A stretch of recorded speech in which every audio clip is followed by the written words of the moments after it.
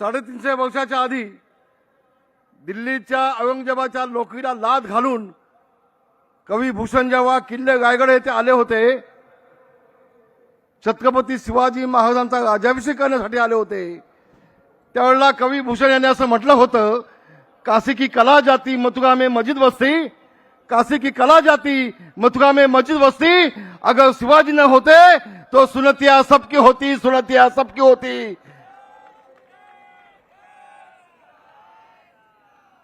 बांधवांनो, एका गोष्टीचं मला वाईट वाटतंय, निवडणुका येतात आणि जातात, मी बोलणार आहे 5 मिनिटं, पण काल उद्धवजी तुम्ही या महाराष्ट्र मुख्यमंत्री आदरणीय देवेंद्रजी यांच्या हिंदुत्वाबाबत संशय घेताय। तुम्हाला नेमकं म्हणायचं काय? शिवसेना प्रमुख मान्य बाळासाहेब यांच्या विचाराला तिलांजली देणारे तुम्ही,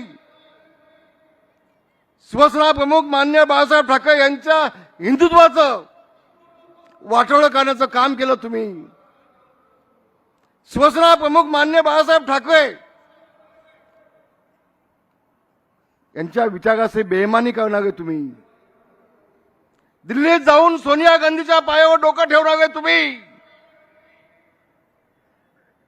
तुमच्या सभामध्ये पाकिस्तानी झेंडे फडकवणारे तुम्ही, आणि तुम्ही देवेंद्रजींच्यावरती संशय घेताय।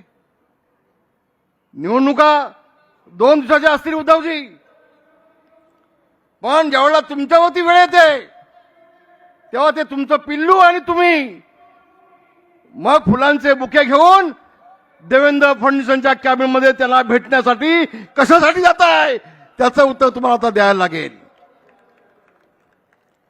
आमचे देवेंद्रजी कधी कधी भोळेपणा करतात। देवेंद्रजी कुणाला किती वेळेला कुठे भेटावं, कुणाचं बुके घ्यावेत हे तुम्हाला सांगण्यात पण मी मोठा नाही, मी लहान माणूस आहे, पण कधी कधी ज्याचे अजून लग्न करू शकलं नाही ते एवढंसं पिल्लू, ते तुमच्यावरती बोलतं, त्याची अवकाश आहे।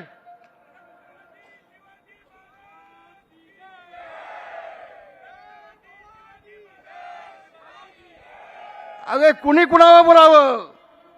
एकनाथजी शिंदे कदमांच्या पुढती कदम चालले कदम सरदाग, वाघावा करती वाघ अनुसरले शिव पवाग, शिंद्यांचा खंदा घोडा चालला जणू किती वेळ, बावटा धवून तोंडात भोसला चढे जोमात, त्यातले हे शिंदे। छत्रपती शिवाजी महाराजांचा भगवा झेंडा हातात घेऊन छत्रपतींच्या सोबत मोगलांशी लढणारे हे शिंदे, त्या शिंदेना आपण काय म्हणताय?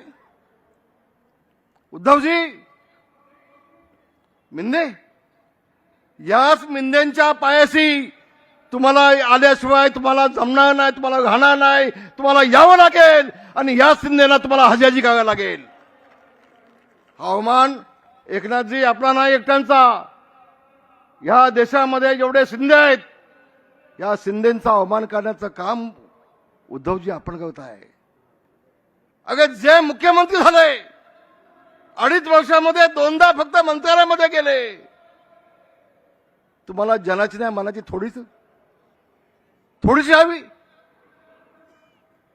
बांधवांना एक गोष्ट मला आपल्या सगळ्यांना सांगायचं आहे, गेल्या 25 वर्षापासून मुंबई महानगरपालिका उद्धवजींकडे आहे।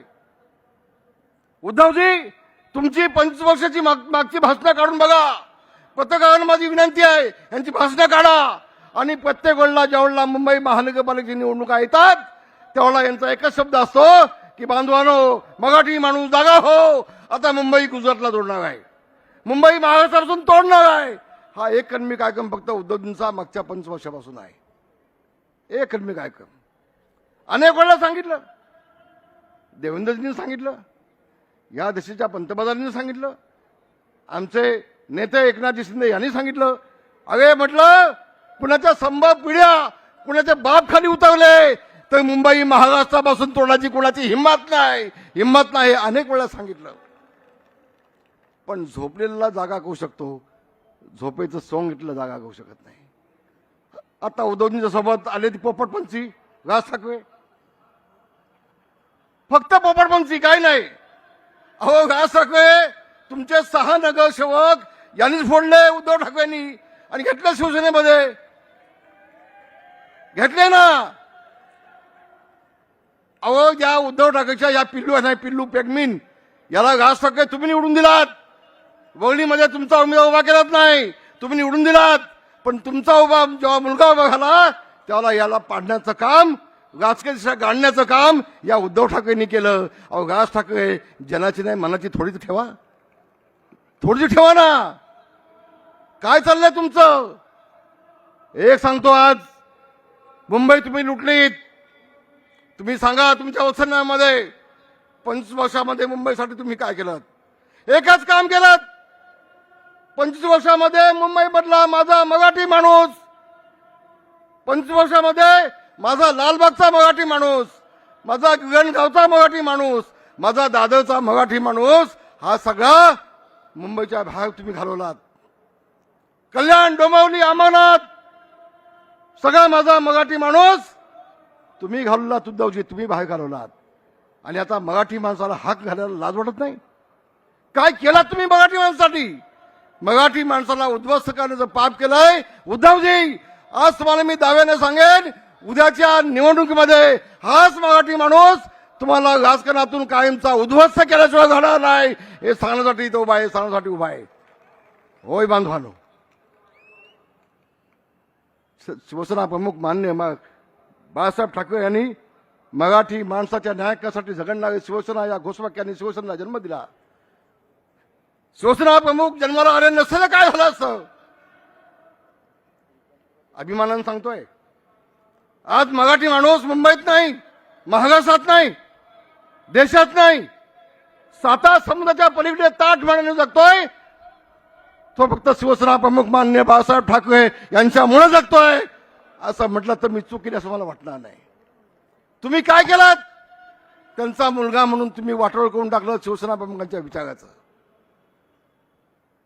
कोण तो स्वातंत्र्यवीर सावरकरांना शिव्या घालणारा राहुल गांधी ना.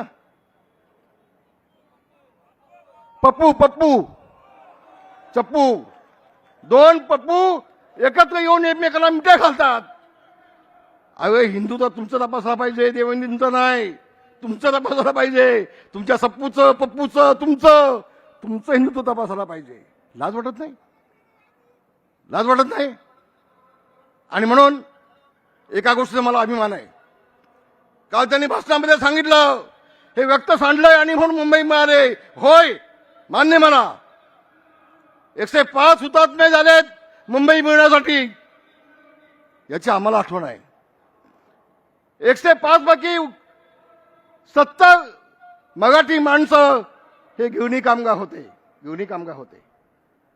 देवेंद्रजी या गिरणी कामगारांना न्याय देण्याचं काम आपलं शासन तुम्ही दोघे 1 लाख गिरणी कामगारांना मुंबईमध्ये घर देण्याचा निर्णय या माझ्या 2 नेत्यांनी केला. मला अभिमान आहे त्यांचा. मला अभिमान आहे. तुम्ही काय केलं. व्यक्त सांडलं ना त्याची आठवण या दोघांनी ठेवले. या दोघांनी ठेवलंय. 2.5 वर्ष मुख्यमंत्री म्हणून होता. तुम्ही केलं काय केलं तुम्ही. अधिक बोलणार नाही. नेत्यांना सगळं बोलायचं आहे. माझी सगळ्या बांधवांना विनंती आहे. आपल्या शिवसेना भाजप महायुतीचे जे आपले सगळे उमेदवार आहेत आपल्याला काठावर पास व्हायची सवय नाही. असा दणका द्या की पुन्हा हे 2 भाऊ काय आणखी 10 भाऊ आले तर एकत्र येण्याची हिंमत होता कामा नये. असा दणका द्यायला अशी अपेक्षा करतो आणि इथं थांबतो. धन्यवाद. जय हिंद, जय भीम, जय महाराष्ट्र.